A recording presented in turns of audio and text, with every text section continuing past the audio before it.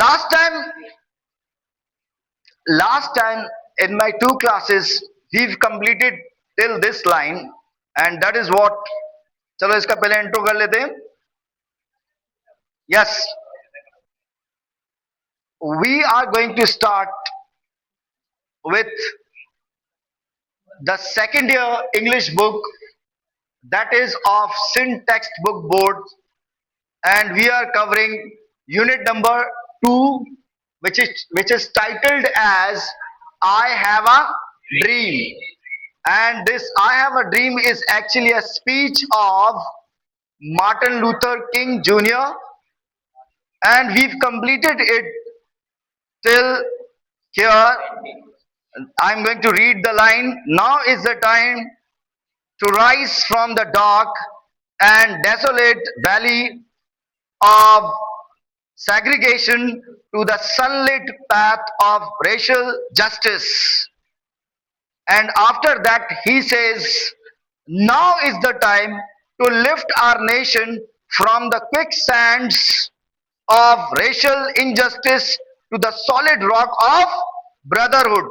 Brotherhood between white and black. Very good. Brotherhood between white and black. Okay. So he is talking about the brotherhood. He is going against the segregation. He is going against the racism. Okay. So he is telling that everyone should be together. Okay. Then he says, now is the time to make justice a reality for all people on earth. All people on earth. What? Make justice a reality. Make justice a. तो यानी कि अब तक जो justice की बात थी वो सिर्फ किताबों में लिखी हुई थी. समझ में आ गई बात? जैसे हम कुरान पढ़ते हैं, कुरान की जो हिदायत हैं वो पढ़ते जरूर है पर उस पर अमल नहीं करते.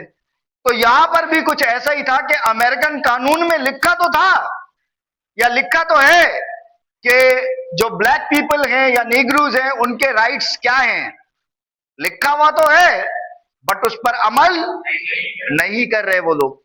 तो ये कहता है कि भाई ये सिर्फ बातें नहीं होनी चाहिए. क्या होना चाहिए?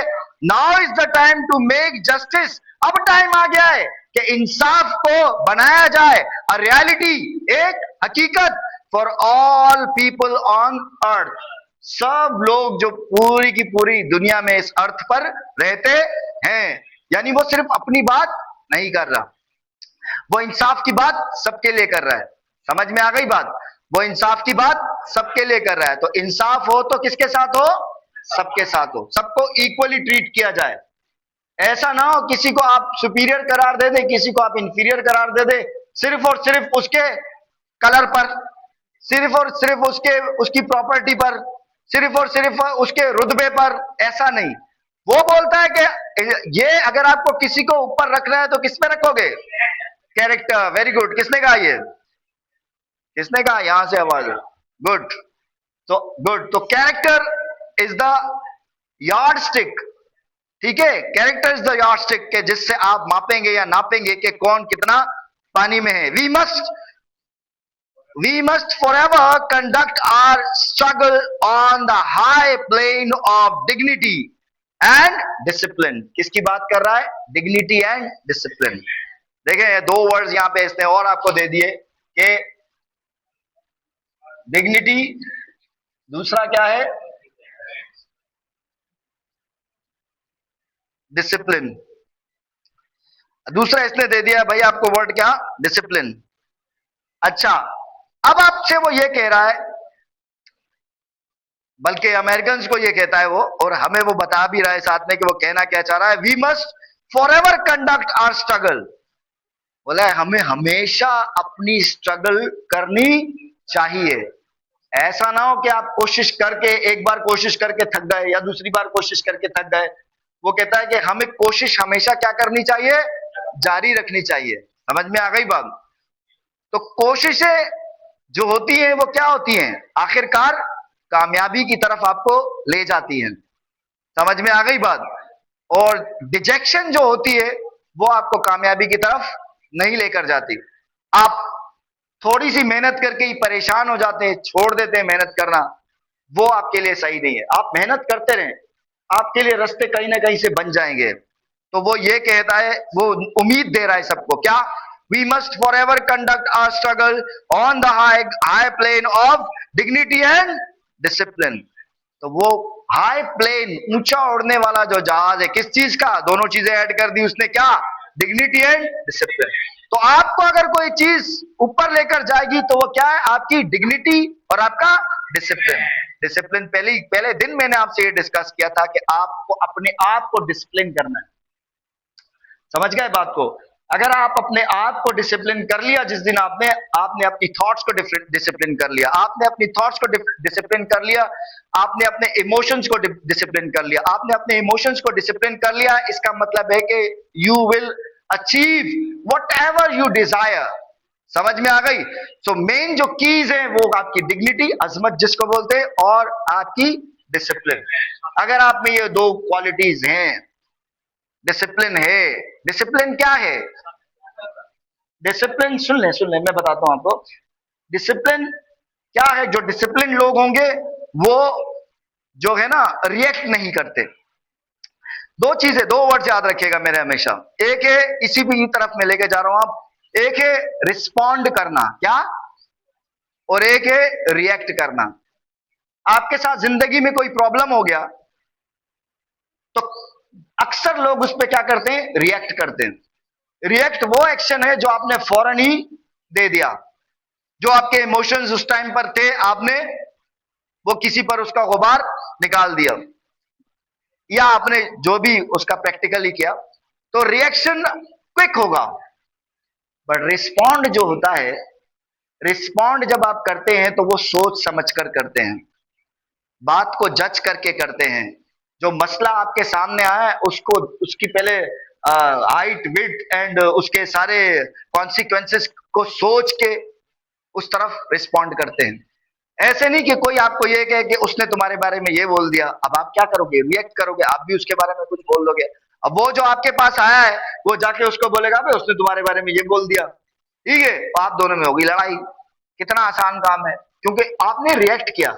आप जब रिस्पॉन्ड करेंगे, आसान एग्जाम्पल में समझा रहा हूं हाउ टू रिस्पॉन्ड और रिएक्शन में फर्क क्या होता है। आप जब रिस्पॉन्ड करेंगे तो आप क्या करेंगे? आप उस बात की तहकीक करवाएंगे कि क्या आया किसी ने आपके बारे में ये बात की है या नहीं की है। क्योंकि जो आपको बोलेगा कि उसने आपके बारे में बोला है, उसके साथ में आपको ये भी बोलेगा या बोलेगी क्या, कि मेरा नाम नहीं आना चाहिए।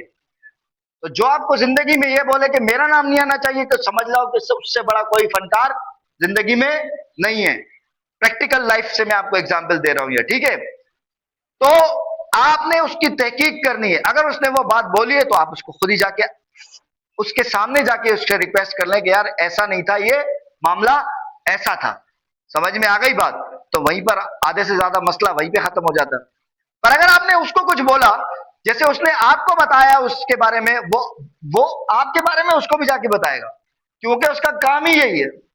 समझ गए बात को? उसने करना यही है।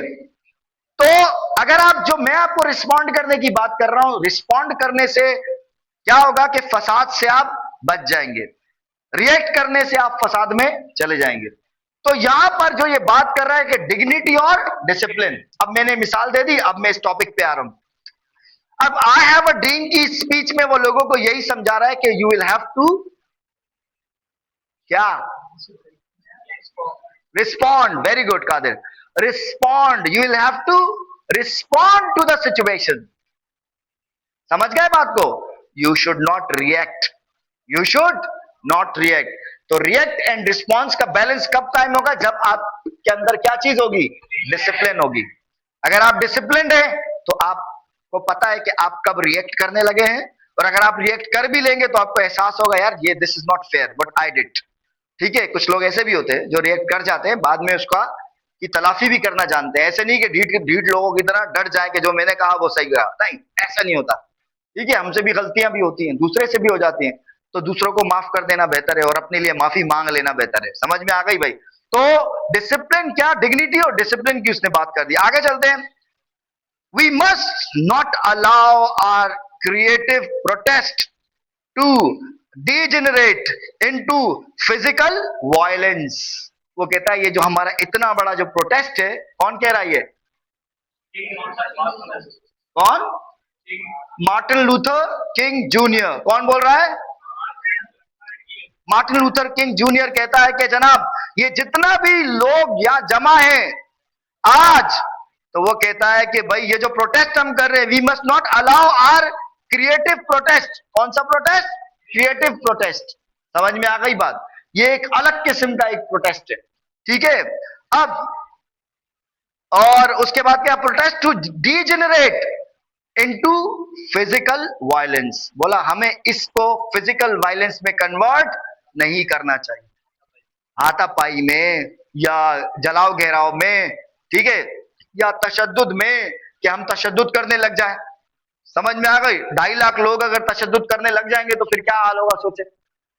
समझ में आ गई बात? तो वो कहता है कि हमें तशद्दुद नहीं करना, बगैर तशद्दुद के अपने हुकूक हासिल करने। और असल तरीका भी यही होता है कि आप बगैर तशद्दुद के अपने हुकूक हासिल करें। समझ में आ गई बात? तो यहां पर ये भी यही बात कर रहा है, लोगों को समझा रहा है कि आपने वायलेंस नहीं करना। Again and again we must rise to the majestic heights of meeting physical force with soul force. Physical soul with soul force.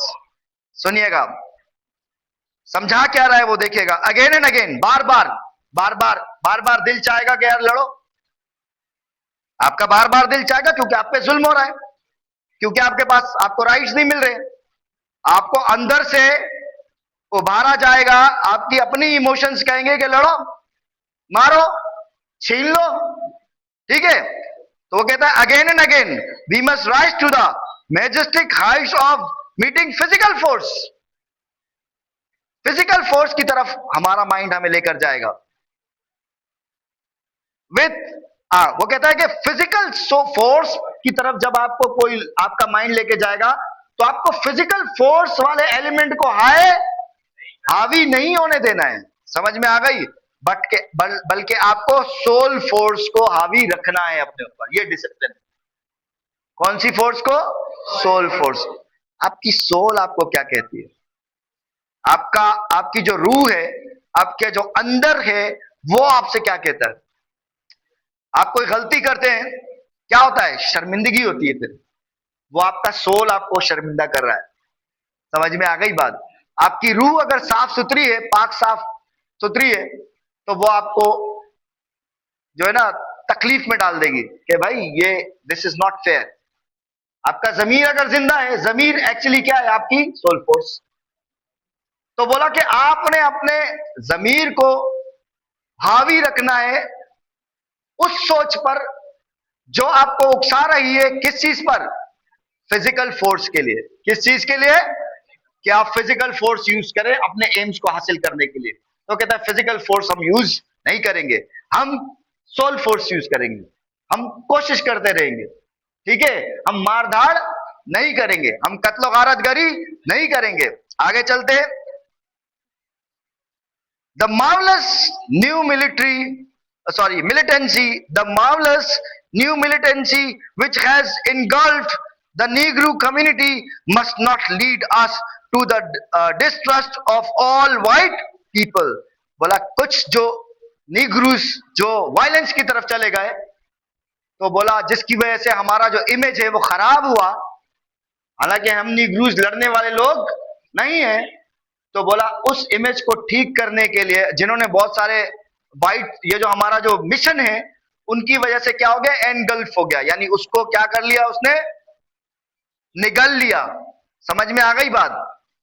हमारे मिशन को इन हरकतों ने क्या कर लिया? निगल लिया। तो वो कहता है कि हम ऐसी हरकतें नहीं करेंगे, क्या? वायलेंस नहीं करेंगे। फिर वो कहता है कि militancy which has engulfed the Negro community must not lead us to a distrust of all white people. क्योंकि अगर आप तशद्दुद करोगे तो व्हाइट पीपल, जो कुछ व्हाइट पीपल आप पे ट्रस्ट भी करते हैं, वहां पे इस मजमे में व्हाइट पीपल भी थे कुछ, ठीक है। तो बोला हम इनका भी जो एतमाद है वो क्या कर लेंगे? वो खो देंगे। और अगर हमने इनका एतमाद खो दिया तो मतलब हमारे बारे में कोई बात करने वाला भी असेंबली में नहीं रहेगा, क्योंकि व्हाइट पीपल तो है ना जो आपकी बात कर रहे हैं, ठीक है, भले वो कम ही सही। White people, for many of our white brothers as evident as evidenced by their presence here today, क्योंकि बहुत सारे ऐसे व्हाइट पीपल हैं जो जिनको आज हम यहाँ पर मौजूद पाते हैं, जो आज यहाँ पर इस जलसे में मौजूद हैं, जो आज इस एहतजाज में मौजूद हैं, जो उनका साथ देने के लिए आए हैं। ठीक है भाई, जो उनका क्या दे रहे हैं, साथ। हैव कम टू रियलाइज, वो आए हैं ये रियलाइज करने के लिए that their destiny is tied up with our destiny.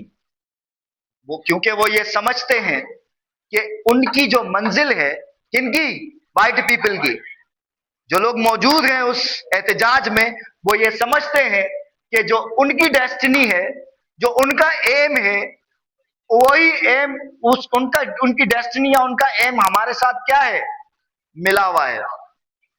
अगर उनको अपने एम्स हासिल करने, एम्स एंड ऑब्जेक्टिव्स हासिल करने, तो उनको हमारा साथ चाहिए। हमारे साथ के बगैर वो अपने एम्स एंड ऑब्जेक्टिव्स अचीव नहीं कर सकते। और बिल्कुल ये सही कह रहा था जहां, and they have come to realize that their freedom is inextricably का मतलब होता है जनाब not permitting extraction, incapable of being disentangled और अनटाइड, यानी कि आप उसको अनटाइड नहीं कर सकते, उनकी फ्रीडम को अनटाइड नहीं कर सकते, यानी वो बंधी हुई है किस चीज से, ब्लैक पीपल के साथ।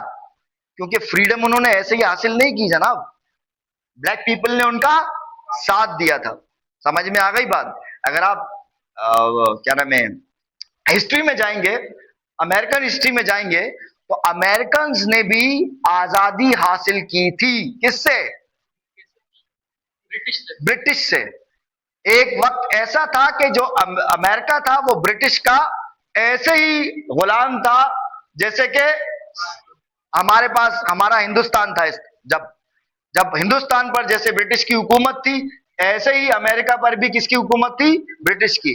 फिर वो लड़े, समझ में आ गई। तो वो बता रहा है कि वो अकेले नहीं लड़े। ये जो आज फ्रीडम है, ये सिर्फ अकेले व्हाइट पीपल की वजह से ये फ्रीडम नहीं है, इसमें ब्लैक पीपल का भी खून बहा है। ये वो समझा रहा है, हिस्ट्री से मिसालें लेकर आ रहा है ये। अब आप गौर से सुनिएगा, freedom, we can not walk alone, हम अकेले नहीं चल सकते। And as we walk we must make the pledge, pledge means promise, that we shall always march ahead. बोला हम अकेले आगे नहीं बढ़ सकते, और अगर हम साथ आगे बढ़ने की बात करते हैं तो हमें ये प्रॉमिस करना चाहिए कि हम एक साथ आगे बढ़ेंगे। समझ में आ गई। और हमेशा एक साथ आगे बढ़ेंगे। ऐसा ना हो कि जब आपकी जरूरत हो तब तो आप हमें साथ मिला लो, जब आपकी जरूरत खत्म हो जाए फिर आप हमें बाय बाय कर दो। ठीक है ना। क्योंकि अमेरिका जो white people, American white people है, उनका तरीकाकार यही रहा है। पाकिस्तान के साथ तो माशाल्लाह से यही तरीकाकार है। समझ में आ गई बात। जब पाकिस्तान की जरूरत पड़ी तो पाकिस्तान को हीरो बना दिया, भाई पाकिस्तान ही है सब कुछ। ठीक है। फिर जब जरूरत पूरी हो गई फिर पाकिस्तान को बाय बाय कह दिया। एक बाय बाय तो फिर भी एक इज्जत वाली बात होती है, एक होता है ना लात मार के बोला बाय बाय, बहुत इज्जत की बात होती है यार, अच्छे से आप जुदा हो गए। बट ये जो है ना, चल भाग यहाँ से, ठीक है। This is ridiculous and the same thing they used to do with what, black people. तो वो कहता है कि हमें साथ चाहिए हमेशा का, हमें ये साथ नहीं चाहिए कि जब आपकी जरूरत हो तो हमें आप साथ मिला लो, जब जरूरत नहीं होगी तो फिर आपकी मर्जी। वो ये साथ नहीं चाहता भाई। आगे सुनिएगा, we can not turn back, we can not, यानी जब साथ खड़े हो गए तो साथ खड़े हो गए, पीछे मुड़ना हमारी आदत नहीं है। बोला हम फिर पीछे नहीं हटेंगे, चाहे आगे आगे या आगे जन्नत है, जो भी है वो साथ है। समझ में आ गई बात। आगे चलते हैं। We cannot be satisfied as long as the Negroes' basic mobility is from a smaller ghetto to a larger one. Ghetto क्या है पहले ये समझ लें. A quarter of a city in which members of a minority group live, especially because of social, legal or economic pressure. ठीक है भाई. या an isolated group. An isolated group यानी बहुत सारे एक इलाका है, मिसाल समझा देता हूं आपको. यहाँ बहुत सारे लोग रहते हैं, ठीक है, और उसी इलाके में कुछ ब्लैक पीपल रहते हैं. आइसोलेटेड, अलग. ना उनके लिए एजुकेशन का कोई बंदोबस्त किया जाता है, ना उनके लिए कोई जॉब्स में कोई उनको कोई हैसियत दी जाती है, ना उनको कोई और मामलात में इंपॉर्टेंस दी जाती है. तो वो कहता है कि ये अब नहीं चलेगा. समझ में आ गई बात. So we can not be satisfied. अब हम ऐसी चीज से सेटिस्फाइड नहीं होंगे as long as the Negro's basic mobility is from a smaller ghetto to a larger one. We can never be satisfied as long as our children are stripped of their selfhood and robbed of their dignity by signs stating for whites only. बोला हम अब अपने बच्चों को महरूम होने नहीं देंगे. उनकी महरूमियां किन चीजों के बाइस हैं कि हर जगह पर व्हाइट्स के लिए तो बोर्ड है वेलकम के कि whites are welcomed but blacks are not. Blacks जहां पर वेलकम नहीं किए जाते. ठीक है. हम अपने अब आप किसी ब्लैक व्हाइट स्कूल में कोई ब्लैक बच्चा नहीं पढ़ सकता था, बताएं. किसी व्हाइट बच्चे के साथ कोई ब्लैक बच्चे तो बच्चे ही होते हैं, बच्चों में दोस्तियां हो जाती हैं, खेलते हैं आपस में. तो कोई व्हाइट के साथ कोई ब्लैक खेल नहीं पाता था. इतना ज्यादा वहां पर उन्होंने टेंशन या प्रेशर था, पेरेंट्स का प्रेशर था, व्हाइट पीपल का, कि बच्चों तक नस्लों तक भी उसका जो असरात थे वो जाते थे. तो उन्होंने कहा कि अब हम ये नहीं होने देंगे. ठीक है जी, आगे चलते हैं. We cannot be satisfied as long as a Negro in Mississippi cannot vote and a Negro in New York believes he has nothing for which to vote. अच्छा, अब एक बात याद रखिएगा कि जो अमेरिका है, अमेरिका में डिवाइड था. कुछ स्टेट्स एक स्कूल ऑफ थॉट्स को फॉलो करती थी, कुछ स्टेट्स दूसरे स्कूल ऑफ थॉट्स को फॉलो करती थी. तो मिसिसिपी में अगर कोई वोट दे पाता था कोई ब्लैक पीपल, ठीक है, तो वो कहता है कि किसी दूसरे स्टेट में वो वोट नहीं दे पाता, उसको वोटिंग राइट भी नहीं थे. और अगर कहीं वोटिंग राइट थे भी तो उसके पास कोई चॉइस ही नहीं थे कि वोट किसको दे. क्यों? कौन पहुंचेगा वहां तक? क्यों?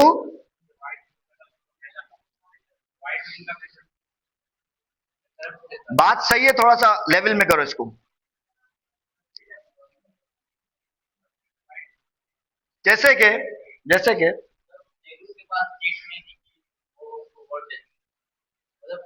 वोटिंग राइट थे, हाँ, पास सीट होती है तभी वो इलेक्शन में खड़े होते हैं. बस ये पॉइंट है कि उनके पास उनका कोई नुमाइंदा नहीं था.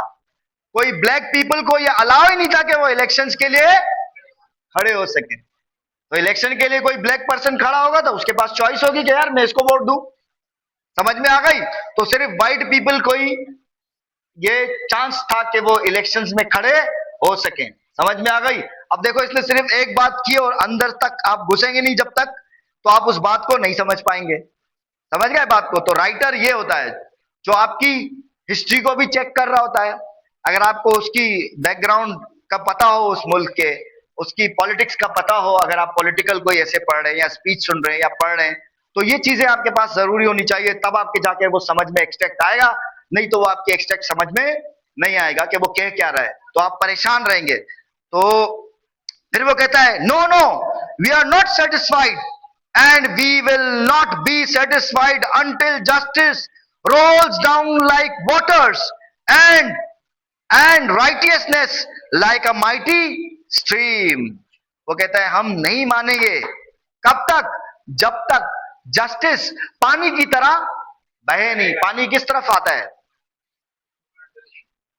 ऊपर से। अब ऊपर की मुराद यहां पे वाइट है और नीचे से मुराद क्या है? ब्लैक पीपल है। समझ गए? कितनी कितनी फिलोसफिकल बात कर लिखी है इसने, देखें आप, फिलोसफी गुजेड़ देते हैं ये इंग्लिश में। समझ गए? तो ये कहता है कि जब तक पानी की तरह जस्टिस बहेगा नहीं तब तक हम नहीं मानेंगे। यानी कि मतलब ये है कि ऐसा नहीं कि जस्टिस सिर्फ ऊपर ही ऊपर हो रहा हो, व्हाइट पीपल वालों के साथ हो रहा हो जस्टिस, व्हाइट पीपल के साथ हो रहा हो। इस जस्टिस को हम नीचे तक यानी ब्लैक पीपल तक आता हुआ देखना चाहते हैं, फिर हम मानेंगे इस बात को। आगे सुनिएगा। और उसके बाद इसने जस्टिस की बात कर दी। Justice rolls down like waters and righteousness like a mighty stream. Mighty stream यानी एक बड़ी नहर की तरह जाए। क्या क्या चीज? राइटियसनेस। अहम चीज क्या है? राइटियसनेस। राइटियस पीपल कौन थे? नहीं, मैं यहां की बात नहीं कर रहा, राइटियस का मतलब पूछ रहा हूं। जो हक पे चलने वाले लोग, जो हक पे चलने वाला है वो राइटियस। समझ गए बात को? तो कहता है कि भाई राइटियसनेस हमें चाहिए। ऐसा ना हो जो हक पे चलने वाला होगा वो क्या करेगा? इंसाफ करेगा, वो जस्टिस करेगा। वो ऐसा नहीं करेगा कि यार ये मेरा बहन भाई या दादा चाचा मामा है तो मैं इसका फेवर करूं और दूसरा मेरा अगर कोई आम सा बंदा है तो उसको मैं सूली पे चढ़ा दूं। वो ऐसा नहीं करेगा। जो राइटियस पर्सन होगा वो क्या करेगा? या जिसमें राइटियसनेस कूट कूट कर भरी हुई होगी वो क्या करेगा? वेरी गुड, वो सबको इक्वल ट्रीट करेगा। समझ में आ गई बात? तो सबको इक्वल ट्रीट। वो भी क्या चाह रहा है? ब्लैक पीपल क्या चाह रहे हैं? यहाँ पे मार्टिन लूथर किंग क्या चाह रहा है? वो भी यही चाह रहा है कि सबको इक्वली ट्रीट किया जाए। समझ गए बात को? आगे चलते। Let us not allow in the valley of despair, sorry, let us not wallow. Wallow का मतलब होता है to roll one self about in a lazy, relaxed और अनगेनली मैनर। जब आप किसी मैटर पर बहुत ही ज्यादा रिलैक्स होते हैं। अम्मा कहती है जा बेटा बाहर से दही लिया, अम्मा लेके आता हूं। अम्मा कहती है बेटा बर्तन धो ले, ठीक है अम्मा अभी धो लूंगी सब्र करो, ठीक है। आप वो काम क्या कर रहे हैं? नहीं कर रहे, डिले कर रहे हैं। समझ गए? अब सुनिएगा, सुनिएगा, समझ गए? वैलो का मतलब समझ गए? अब मैं टॉपिक पे आ रहा हूं। Late us not वैलो in the valley of despair. समझ गए बात को? ऐसा ना हो कि हम नाउमीदी की जो वैली है उसमें खो जाएं, नाउमीदी की वैली में गुम हो जाएं, खो जाएं, नाउमीद हो जाए और कुछ करे ही ना, जी चुराएं। कुछ करने से भी क्या करें? जी चुराएं। क्योंकि हमें पता है अगर हम कुछ करेंगे तो कुछ होगा ही नहीं। तो वो सबको समझा रहा है कि ऐसा मत सोचना, कोशिश करते रहोगे तो क्या होगा? एक दिन क्या मिलेगी? कामयाबी मिलेगी। वो ये समझाना चाह रहा है एक्चुअली, ठीक है। अब सुनिएगा। आई से टू यू टुडे, आज मैं तुम सबसे कहता हूं, माय फ्रेंड्स, मेरे दोस्तों, and so even though we face the difficulties of today and tomorrow, I still have a dream. It is a dream deeply rooted in the American dream. बोला आज जो मैं ड्रीम, जो मेरा ख्वाब है, जो मैं तुम्हें बताना चाह रहा हूं, जो मैं तुमसे शेयर कर रहा हूं, ये ख्वाब, ये ड्रीम मेरा ही नहीं है सिर्फ, इसकी रूट्स मौजूद हैं किसमें? अमेरिका में। समझ गए बात? तो अमेरिका में इसकी रूट्स मौजूद है। अमेरिकन को भी किसी वक्त क्या चाहिए था? आजादी। अभी मैं आपको बता चुका हूं वो किसके गुलाम था? ब्रिटिश का। समझ गए बात को? तो उसको भी उस टाइम क्या चाहिए थी? आजादी। क्या चाहिए थी? Self respect. क्या चाहिए थी? इकोनॉमिक, उनके जो रिसोर्सेस थे उस पर अपना कब्जा, ठीक है, जस्टिस, ठीक है। तो जो जो चीजें उनको चाहिए थी वो चीजें आज किसको चाहिए? ब्लैक पीपल को। तो इसलिए कह रहा है कि जो मैं बात कर रहा हूं वो कोई नई बात, अमेरिका उसे जानता है, ये तो अमेरिका का ख्वाब रहा है। तो जो अमेरिका का ख्वाब है वही आज मेरा ख्वाब है। मैं कोई अमेरिका से अलग हटके नहीं सोच रहा कि आप हमें अलग से ट्रीट करना शुरू कर दो। आप ये कहोगे ये तो गद्दार है, आप ये कहोगे ये तो जो है ना म्यूटिनी करना चाहते हैं। ऐसा कुछ भी नहीं है, मैं वही कर रहा हूं जो अमेरिकन ने किया। समझ में आ गई बात? मैं वही कर रहा हूं। आगे सुनिएगा। I have a dream that one day this nation will rise up and live out the true meaning of its creed.